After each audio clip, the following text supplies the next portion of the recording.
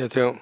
JD 부자연구소의 소장 조던입니다. 오늘은 그 많은 돈은 어디로 갈까라는 주제로 말씀드리도록 하겠습니다. 2020년 12월 24일 목요일 시황입니다. 시작하기 전에 먼저 자발적 구독료 부탁드립니다. 후원해주시는 여러분 덕분에 좋은 컨텐츠가 제작될 수 있습니다. 하나은행 447-910064-61005 주식회사 JD 부자연구소. 어려운 와중에도 여러분 자율 구독료 덕분에 잘 꾸려가고 있습니다. 2020년 12월 JD 부자연구소 5기 강의를 모집하고 있습니다. 이번 주 1월까지고요. 12월 21일서부터 이번 주 일요일까지 모집하고 있습니다. 그래서 이제 주식하고 부동산 강의가 있는데요. JD 부자연구소 인강 사이트에서 사이트를 보시려면 구글에서 JD 부자연구소를 검색해서 들어가셔도 되고, 다음 카페를 이용해서 보셔도 되고, 그리고 이 동영상 밑에 링크가 달려 있으니까 링크를 통해서 들어오셔도 됩니다. 뉴욕 마켓워치 부양기대 차익 실현 주가 혼조 국채 떨어지고 달러 떨어졌다라는 이제 기사가 있는데요.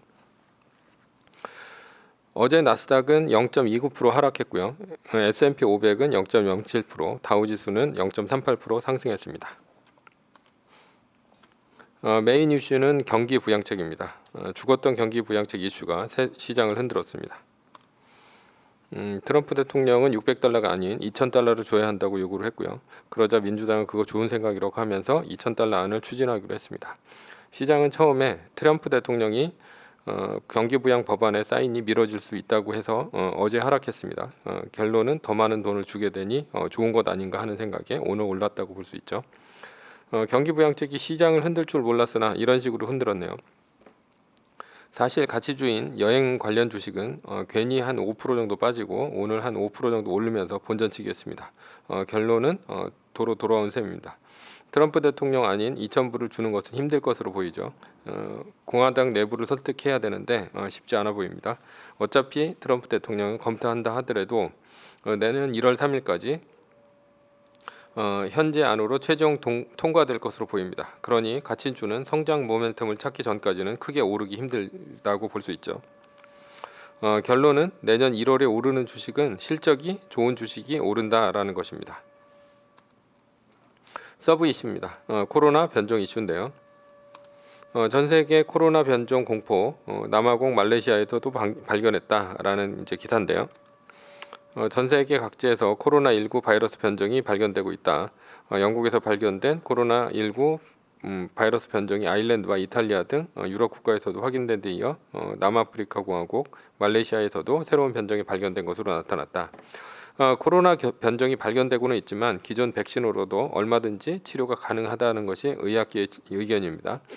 따라서 변종이 기존의 백신을 무력화시킨다는 증거가 나오기 전까지는 주식시장에서는 그냥 무시해도 되는 이슈입니다. 왜냐하면 변종이 나왔을 때 여행 관련 주가가 떨어졌지만 어제 크게 올랐죠. 따라서 시장에서는 변종에 대해 크게 걱정하지 않고 있다. 결론은 시장은 코로나 변종을 무시하고 있다. 변수를 무시하고 있습니다. 두 번째 서브 이슈입니다. 그 많은 돈들은 어디로 갈까? 세계 코로나 대응 재정 지출 1.4경 원 넘었다라는 건데요. 신종 코로나 바이러스 감염증에 관련한 세계 각국의 재정 지출과 금융 지원 규모가 13조 달러, 1경 4,409조 원을 넘어선 것으로 나타났다라는 거죠.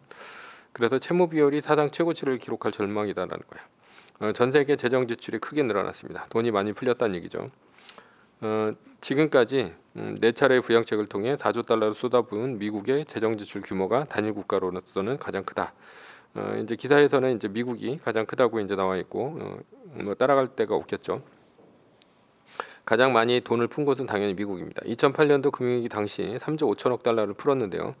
가뿐하게 1년 만에 4조 달러를 풀면서 2008년도 기록을 넘어섰습니다. 이렇게 돈이 많이 풀리면 반드시 돈의 가치는 떨어집니다. 다만 요즘 소비 지표가 안 좋을 뿐입니다. 지난달 이제 신규 주택 판매가 전월 대비 11% 급감을 했죠. 그러면서 이제 경기부양책 통과가 미뤄지면서 사람들의 소비 심리가 위축된 것이 아닌가 싶습니다. 그러나 경기가 좋아지면 그때서부터는 돈이 위력을 발휘할 것입니다. 위력이란 돈의 힘으로 부동산 주식의 가격을 밀어 올린다는 얘기고요. 거꾸로 얘기하면 돈의 가치가 그만큼 떨어진다는 얘기입니다. 즉 요즘에는 사람들의 심리가 안 좋아서 돈을 쓰지 않고 저축을 하지만 심리만 풀리면 그 많은 돈을 쓰면서 자산 가격의 상승을 이끌어낼 것이다 라는 얘기입니다. 그렇다면 언제 심리가 풀릴까? 여기 보시면 실업자 실업보험 청구 건수가 계절 조정치를 이제 감안을 하더라도 80만 3천 명 이렇게 된다는 얘기죠. 미국의 실업률이 4%에 근접을 하면 심리가 본격적으로 풀릴 것으로 보입니다. 그러나 4%에 근접한다면 주가가 올라가는 것이 아니라 실업률이 떨어지는 것이 확실하게 보이면 그때 심리가 바뀐다는 것이죠. 그러니까 오히려 투자의 기회는 지금에 있다라고 볼 수 있습니다. 실업률이 4%로 떨어지는 구간에서 주가는 올라갔다는 거예요. 그러니까 지금이 8%다라고 하면 8%서부터 4%까지 떨어지는 동안 주가는 올라가죠. 4%가 막상 되면 그때서부터는 이제 연준에서 금리도 올리고 그리고 여러 가지 조치를 취하면서 장단기 금리 차 역전 이런 현상도 일어나면서 오히려 주가에는 안 좋은 현상이 일어날 수도 있습니다. 앙드레 코스톨라니는 이제 돈 플러스 심리는 추세라고 했습니다.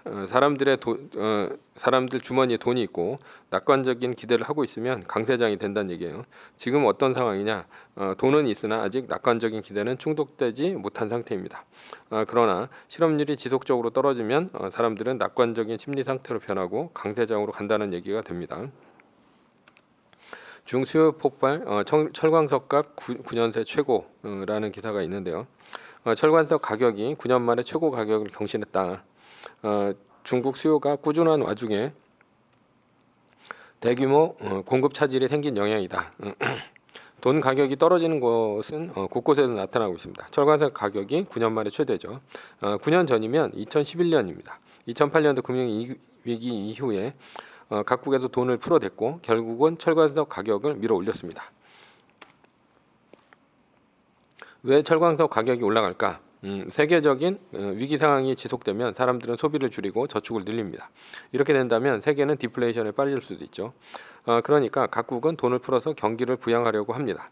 그러나 돈만 푼다고 해서 경기가 살아나진 않죠. 결국은 돈을 써서 실패하지 않는 정부는 돈을 인프라 투자 등을 통해서 경기를 살리려고 합니다. 그러니까 민간 기업은 돈을 쓰다가 만약에 실패를 하면 파산을 하게 되는데 정부는 이런 게 없다라는 거예요. 그러니까 돈을 마구 쓸 수 있다라는 거죠. 그런데 인프라 투자를 하는 이유는 대규모 고용이 가능하기 때문입니다. 위에서 실업률이 줄어들어야 사람들의 심리가 바뀐다고 했습니다. 그러니까 실업률이 줄어드는 것은 정부가 공공부문 일자리를 늘리는 것이 제일 간단합니다. 공공부문에서도 건설이 가장 많은 인원을 고용을 합니다. 첨단 산업은 민간 부문이고 기계가 일을 대부분 하니까 실업률이 줄어들 리가 없습니다. 그리고 돈을 대규모로 투자한다면 자국보다는 인건비가 싼 나라에서 투자를 많이 하니까 별로 이제 고용에 보장이 안 된다는 거죠. 그러나 건설은 사람이 많이 필요한 분야고 국내에서만 할 수 있는 분야입니다. 따라서 인프라 투자를 하려면 기본적으로 들어가는 것이 바로 철입니다. 그래서 위기 이후 철광석 가격이 올라가는 것이죠. 여기에는 철광석 수요를 예측하고 먼저 들어간 투자 은행들이 있습니다. 이들은 매점 내석을 통해서 철광석, 구리, 알루미늄 등 꼭 필요한 소재를 사재기를 합니다.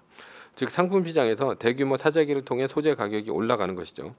2000년 닷컴 버블이 꺼지고 중국 2001년도에 WTO에 들어오면서 골드만삭스, JP모건 등 투자 은행들이 대규모의 상품 투자에 들어갔습니다. 중국이 대규모 공장을 지어서 세계의 공장이 된다는 것을 알았기 때문이죠. 그래서 요즘 가장 좋은 주식이 리오틴토, 브라질의 발레, 글렌코 이런 등등의 원자재 광산을 갖고 있는 주식입니다. 이들은 요즘 11월 초부터 12월 지금 현재까지 최소 20에서 50%까지 급등을 하고 있어요. 그러나 이제 시작이라고 볼 수 있죠. 우리가 이제 주목해야 될 상품은 이것 외에도 또 있습니다. 앞으로 친환경 테마가 대세가 될 것이죠. 그렇다면 전기차, 풍력, 해양력 등이 될 것인데 이것들의 핵심은 바로 이제 배터리 소재에 있습니다. 왜냐하면 석유는 캐내면 저장이 가능합니다. 이에 반해서 이들은 모두 만들어지면 흩어지는 것들이기 때문에 이들을 모으려면 배터리에 저장을 해야 됩니다. 그래야 장기간 보관이 가능하죠. 그렇다면 배터리 중에서도 어떤 소재가 유용할까? 이제 바로 리튬이죠. 왜냐하면 배터리의 소재는 많지만 그 소재들 중 앞으로 쓰지 않을 소재도 많기 때문입니다. 대표적인 것이 이제 코발트인데요. 가격이 비싸고 공급이 원활치가 않습니다. 그래서 리튬 인산철 방식으로 배터리를 쓰면서 코발트를 배제하려는 움직임이 있죠. 게다가 이제 전고체 배터리를 개발하게 되면 분리막이 없어질 것이고 양극재와 음극재의 소재도 굉장히 많이 없어질 것입니다. 그러나 기본적인 리튬은 그대로 쓰게 된다는 얘기예요. 그러면서 리튬은 앞으로 친환경 테마의 핵심 소재가 됩니다. 그래서 리튬 소재 1위 기업인 알버말은 주가가 최근에 80%나 뛰었습니다. 어마어마한 돈이 풀렸고요. 사람들의 심리가 바뀌는 순간 오르는 추세가 되어서 급격히 주식, 부동산, 상품 등과 같은 화폐와 반대편에 서 있는 자산은 크게 뛰게 되어 있습니다. 결론은 주식, 부동산, 산업론 얘기입니다. 아직 이제 그 투자 심리가 바뀌지 않은 만큼 주식의 상승은 이제 시작이다 이렇게 볼 수가 있습니다. 세 번째 서브 이슈는 전기차는 이제 시작이다라는 것입니다. 애플까지 불붙은 미래차 경쟁, 완성차, 부품, IT, 합종연행, 바람이라는 기사가 있는데요. 애플, 구글, 바이두 등 글로벌 정보기술 업체들이 잇따라 미래 자동차 시장에 도전장을 내밀면서 완성차 업체와 사활을 건 격전을 예고하고 있다. 조단위 투자는 기본이고 경쟁자와 제휴에도 적극적이다. 미국 테슬라를 비롯한 전기차 업체와 글로벌 완성차 업체라는 막강한 경쟁자가 있는데도 불구하고 아랑곳하지 않는 분위기다. 그러니까 테슬라가 있는데도 불구하고 하룻강아지 이제 법무사 문제 모르고 들어온다 이런 투 같아요. 애플이 2024년에 전기차를 만들어낼 것이라고 했습니다. 위에 기사에서도 볼 수 있듯이 테슬라는 막강한 경쟁자가 있는데도 불구하고 테슬라라는 막강한 경쟁자가 있는데도 불구하고 신경을 안 쓰는 분위기예요. 왜냐하면 지금이 전기차 시장 초입이기 때문입니다. 전 세계 자동차 시장의 전기차가 차지하는 비율은 약 22.3% 정도밖에 안 됩니다. 시그모이드 곡선이라는 게 있습니다. 시그모이드 곡선이 의미하는 바는 시장이 10% 될 때까지는 아주 느리게 진행이 되나 10%가 넘어가기 시작하면 급격한 상승 커브를 그리면서 80%까지 폭발적인 상승이 일어난다는 얘기입니다. 그리고 80%가 넘어가면 그때부터는 정체기에 들어간다는 얘기예요. 그러니까 이제 2.3% 정도의 전기차 점유율은 이제 시작이라는 얘기고 애플이 들어가기로 마음먹은 2024년에는 전기차가 기존 가솔린차의 10% 시장 점유율을 차지할 것으로 보입니다. 그때부터 엄청난 상승이 일어날 것이라는 얘기죠. 그러기에 LG전자가 전기차 제휴 소식에 상한가를 간 것이죠. 그렇다면 초기, 중기, 성숙기로 나눠서 볼 때 어떤 식의 투자가 이어져야 되는가라는 건데요. 지금이 이제 초기 국면이다. 초기 국면은 깃발만 꼽으면 모두 올라가는 시기를 할 수 있어요. 즉 전기차, 수소차, 친환경 테마만 얹으면 무조건 올라갑니다. 그래서 뭐 테슬라, 니오, 샤오펑, 퓨얼셀 등등 친환경 테마만 얹으면 주가가 투자가 이어지면서 주가는 고공행진을 합니다. 그러나 중기 국면부터는 치킨 게임이 벌어집니다. 이때는 시장 점유율 싸움이 일어나고 저가 출혈 경쟁을 통해서 경쟁자를 제거를 합니다. 그러니 투자했다가 망한 회사들도 생겨나죠. 그리고 성숙기는 분야별로 많아야 3개 정도의 과점을 하면서 3개 정도가 모든 과실을 점유하는 시기가 됩니다. 이 3개 회사가 예를 들어 통신시장에서는 수많은 통신사가 처음에 있었죠. 011, 016, 뭐 온센통신, 017, 뭐 신세기통신, 뭐 018, 019 그런 등등 굉장히 많죠. 그러나 중간에 군소 통신사가 모두 정리되고 결국 3개의 통신사만 남았죠. 그렇다면 투자하기 가장 좋은 시기는 언제냐? 이게 바로 초기 시장입니다. 개나 소나 다 오르는 시기죠. 그러나 중기서부터는 출혈 경쟁으로 수익성이 감소가 되고 부도 위험이 높아지면서 주가는 급락과 급등을 하면서 투자하기 어려운 시기가 닥치고 결국 성숙기에는 3개 회사로 재편되면서 과점으로 끝납니다. 물론 3개 회사가 과점되면 이미 성장은 끝났기 때문에 주가는 또 오르기 힘들어요. 요즘 이제 통신사 주가가 오르기 힘든 것처럼 이미 이렇게 되면 끝났다는 얘기죠. 그때는 새로운 이슈가 세상을 점유할 것입니다.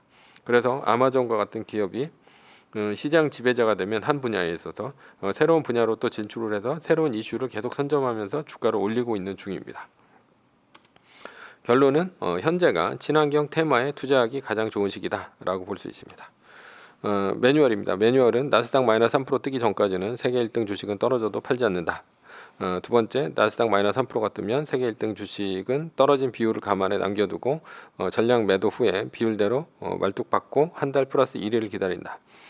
잘 모르시면 카페에 와서 확인해 보시면 됩니다. 세 번째, 전제. 세계 1등 주식은 우상향한다 라는 겁니다.